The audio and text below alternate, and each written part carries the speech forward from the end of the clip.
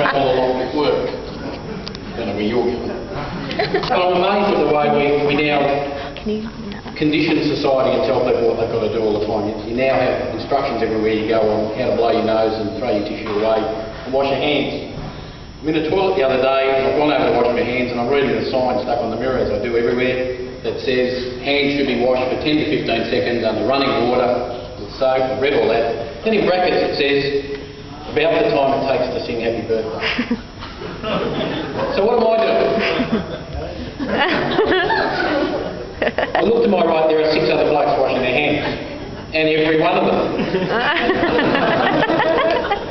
So I got to the end, I finished mine, I went hip hip, they all went hooray! So you actually can condition people to do whatever you want. Doesn't work. I see where Bruce Springsteen's just released a new album, and his name appears nowhere on it. Apparently he now wants to be known as the Undercover Boss.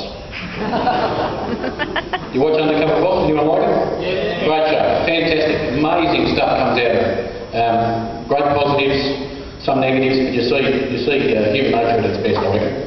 And you might think I make millions out of stand-up comedy, but I actually own a couple of companies. And I took that Undercover Boss ethos into both my businesses. And I did the undercover thing for a couple of weeks.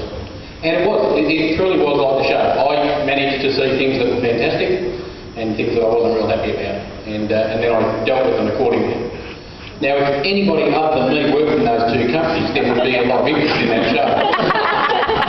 But at the moment I'm just conflicted. I don't know whether to go to work, give myself a pay rise, give myself out, give myself a sack. I just don't know what to do anymore. I'm just confused. But I got thinking about the fact that television's a great medium and these shows have a lot of value, and you can get into these things if you've got the right resources. And I actually know a bloke here in Melbourne who has a trained bear. So he and I have been working on a pilot for a television show. Now the bear's name is Man Rules. And what we've got to do, we're going to take the bear in a helicopter and drop it into the city, and it's got to fight its way back out into the wild. We think it's a goer, we think it's got legs. The only problem at the moment is contractual, because the bear refuses to drink its own urine. So he's working on that at the moment, and his people and the bear's people are in negotiations, and that should work out right. But I said, well look, in the meantime, there's actually a budget show that I can put together and we can get going straight away. So what's that? I said, well, it just consists of me walking down the street, small film crew, I walk along the street and I poke people in the eye. I said, what's that? I said, it's called Random Acts of Blindness. Because I figure it's better than that other show. So I think that'll work for me. Terry just said that I'm from Brisbane, and I thank him for that introduction. I saw the light on and thought I'd come in, so it's going to be lit again. But so we've been through a flood situation, as you would all know, and we've had situations all around the country and all around the world with those sort of things. But those disasters see the same thing, good and bad, come out of people. And I was a bit concerned that we had floods, and then not long after there were floods here in Victoria.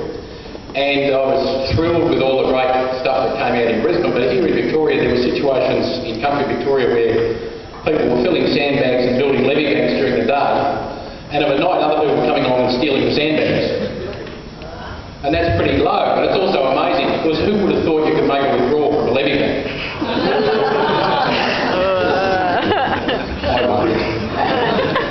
But look, all jokes aside, and actually that's interesting, those 3 words, that's the sum total of the last review of my comedy act.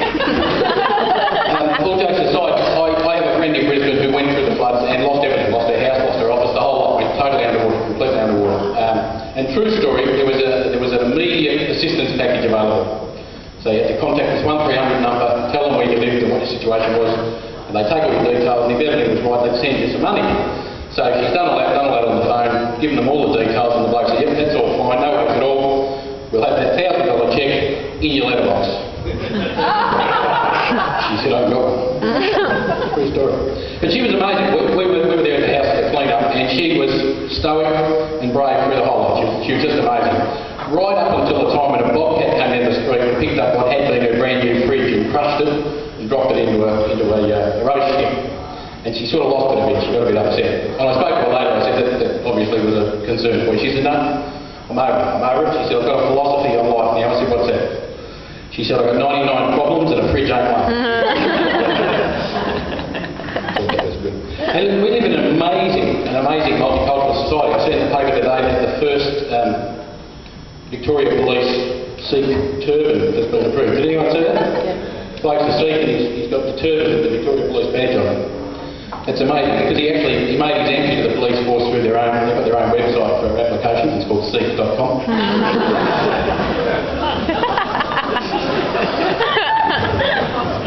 Well, they can do it for taxi drivers too, but that's all right.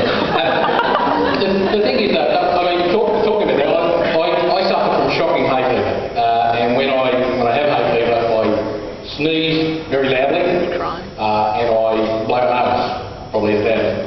And I was on the bus the other day, and I think it's amazing the impact that we can have on people around us without even realising. I was on the bus, and I was suffering hay fever at the time, and every time I sneeze or blew my nose, little Indian kid opposite me on the bus, about 10 or 11 months old, cracked up laughing.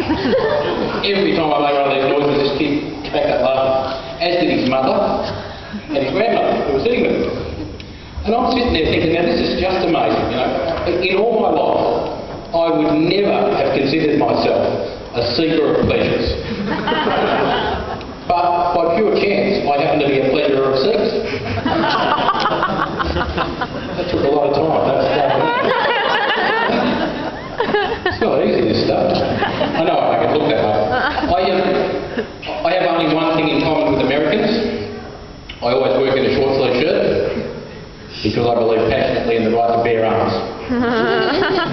And I was in a bus shelter today and a woman came in and you know the expression tuck shop arms?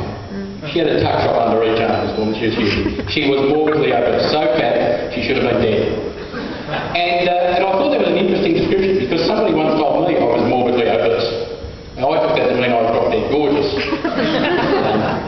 My weight's not a huge issue, but I've actually been lucky with it. I'm the only person ever to audition, go straight to the top 20 on Australia's biggest dancer. So there's been value in that for me. I'm also very concerned about the environment. I'm actually the inventor and driver of Australia's first hybrid car. It's an EJ Holden, but it's got a Jaguar hood ornament and it's green. So it covers all the bases. I've dotted my I's and crossed my T's, and I think Bob Brown should be supporting me thereof. I do often say to people, when I'm up here, it's an opportunity for people to be enlightened and to learn something and to go away fulfilled. It's not, but I say that because otherwise I've wasted a night out. That's for you. But I do think we do have an impact on people in terms of what we do in life. And I am from Brisbane, but I used to live in Melbourne many years ago. And I used to work a couple of jobs, and I didn't get a lot of sleep. So any chance that I could grab a couple of hours kit, I would do so. And I lived in a house in Clifton Hill, a shared house, and I got home in the afternoon and nobody else is there. Beauty, I can have a kip. I'm into bed. I've not been there 5 minutes when a car horn goes off across the road and continues and continues and continues. So I get up, I look out the window, there's a bloke across the road, he's got the bonnet up and he's scratching his head. He's got no idea. So I'm out of the room, down the hall, down the stairs, out the front door and across the street. I walked straight over, I reached in under the bonnet and pulled out the fuse. The noise stops and I handed him the fuse. And at that point I like to think that he's learned one of 3 things. A, he's learned something about his car and how to solve his problem. B, he's learned that in this day and age a total stranger will still help you. C, he's learned that I don't sleep in pyjamas. As long as you learn, it's important that you learn in your life. I think it's very important that you learn in your life. I told a mate of mine that I do stand up and I love it and it's great and I enjoy it. He said, that's good. What about the audiences? Not like I'm here for their amusement, but I am. So I like to be involved with the audience, and this is the part of the show where I like to do some audience participation. So I would like to ask all those who believe in telekinesis to raise my right hand. Not with me? Not together. Okay. All right. I suffer from Alzheimer's.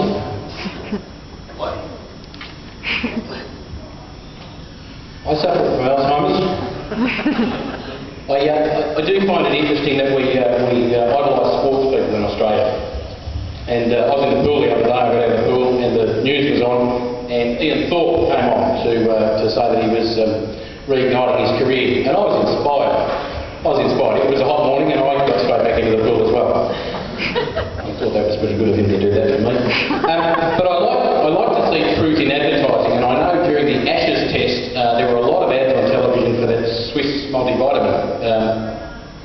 advertised by Ricky Ponti.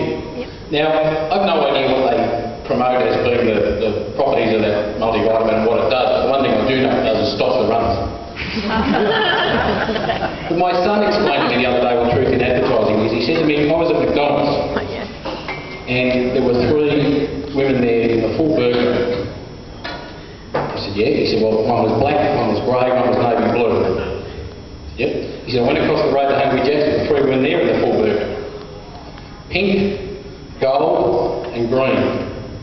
He said, so there is truth in advertising. I said, what are you talking about? He said, no, the burgers really are better at Hungry Jack's.